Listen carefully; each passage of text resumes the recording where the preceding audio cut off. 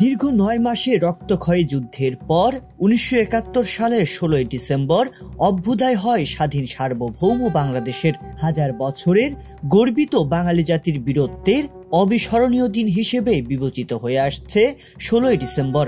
বিজয়ের 53 বছর উদযাপনকে ঘিরে বর্ণিল আলোয় সেজেছে রাজধানী ঢাকা সহ পুরো দেশ ও দেশের বাইরে থেকে চলছে বিজয়ের শুভেচ্ছা বিনিময়। তবে 16 ডিসেম্বর বাংলাদেশের বিজয় দিবস নিয়ে পোস্টে বাংলাদেশের নামই বললেন না ভারতীয় প্রধানমন্ত্রী নরেন্দ্র মোদী। পাক হানাদার বাহিনীর বিরুদ্ধে দীর্ঘ 9 মাস রক্তক্ষয়ী যুদ্ধের মাধ্যমে বাংলাদেশের যে বিজয় অর্জিত হয়েছে তা ভারতের ঐতিহাসিক বিজয় বলেই দাবি করেছেন তিনি। সামাজিক যোগাযোগ মাধ্যমে দেয়া একটি পোস্টে বাংলাদেশের স্বাধীনতাকামী মানুষ কিংবা শহীদের প্রতি নয়, বরং ভারতের সাহসী সৈনিকদের আত্মত্যাগকেই সম্মান জানিয়েছেন নরেন্দ্র মোদী। নরেন্দ্র মোদীর ভেরিফাইড ফেসবুক পেজে লেখা হয়েছে, আজ বিজয় দিবসে আমরা 1971 সালের ভারতের ঐতিহাসিক বিজয়ে অবদান রাখা সাহসী সৈন্যদের সাহস ও আত্মত্যাগকে সম্মান জানাই।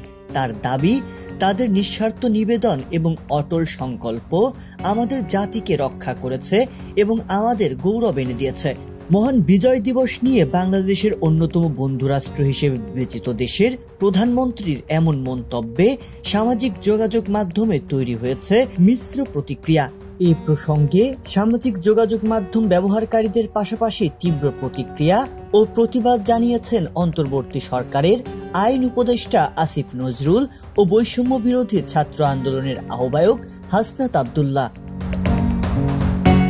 সোমবার নিজের ভেরিফাইড ফেসবুকে দেওয়া এক পোস্টে নরেন্দ্র মোদীর মন্তব্যের প্রতিবাদ জানিয়েছেন আসিফ নজরুল।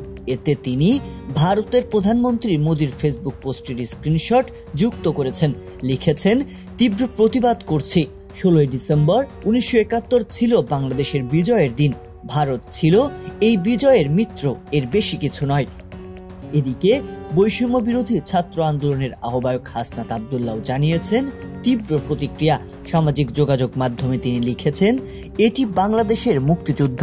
পাকিস্তানের বিরুদ্ধে বাংলাদেশের স্বাধীনতার জন্য এই যুদ্ধ সংগঠিত হয়েছিল, কিন্তু মোদী দাবি করছে এটি শুধু ভারতের যুদ্ধ এবং তাদের অর্জন। তাদের বক্তব্যে বাংলাদেশের অস্তিত্বই উপেক্ষিত। তবে মোদীর এমন দাবিকে বাংলাদেশের স্বাধীনতা, সার্বভৌমত্ব ও অখণ্ডতার প্রতি সরাসরি হুমকি হিসেবেই দেখছেন হাসনাত আব্দুল্লাহ।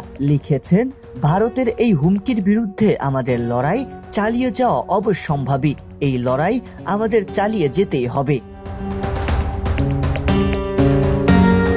1971 সালের 16 ডিসেম্বর বাংলাদেশ মুক্তিবাহিনী ও ভারতীয় সশস্ত্র বাহিনীর যৌথ কমান্ডের কাছে পাকিস্তানি সেনাবাহিনী আত্মসমর্পণ করে। মূলত মুক্তিযুদ্ধের গতিকে ত্বরান্বিত করতে ভারতীয় যৌথ বাহিনীর অবদান অনস্বীকার্য। তবে তার অর্থ এই নয় যে বাংলাদেশের বিজয় ভারতীয় বাহিনীর অর্জন। যুদ্ধের শেষ পর্যায়ে এসে রক্ষা কবচ হিসেবে দায়িত্ব পালন করা ভারতীয় বাহিনীকে যুদ্ধের মূল নায়ক হিসেবে উপস্থাপিত করা হয়েছে নরেন্দ্র মোদীর দেয়া স্ট্যাটাসে। অনেকেই নরেন্দ্র মোদীর এমন স্ট্যাটাস নিয়ে বলছেন, ভারত মূলত কখনোই বাংলাদেশকে স্বাধীন রাষ্ট্র হিসেবে দেখেনি। এ কারণেই হয়তো বাংলাদেশের বিজয়কে ভারতের বিজয় বলেই প্রচারণা চালাচ্ছে মোদী সরকার। আবার কারো কারো দাবি, ভারতীয় বাহিনী বাংলাদেশকে বহিঃশত্রুর হাত থেকে রক্ষা করেনি, বরং বাংলাদেশে মুক্তিকামী মুক্তিযোদ্ধারাই ভারতকে রক্ষা করেছিল। তবে মোদীর এমন স্ট্যাটাসে স্পষ্ট হয়েছে বাংলাদেশের প্রতি ভারতের মনোভাব। সাধারণ মানুষ মনে করছেন একজন প্রধানমন্ত্রীর এমন মন্তব্য নিতান্তই শিশু সুলভ। সংবাদ, ফিচার ও অনুষ্ঠানের জন্য ভিজিট করুন সংবাদ প্রকাশের ওয়েবসাইট এবং যুক্ত থাকুন ফেসবুক পেজ ও ইউটিউব চ্যানেলের সঙ্গে।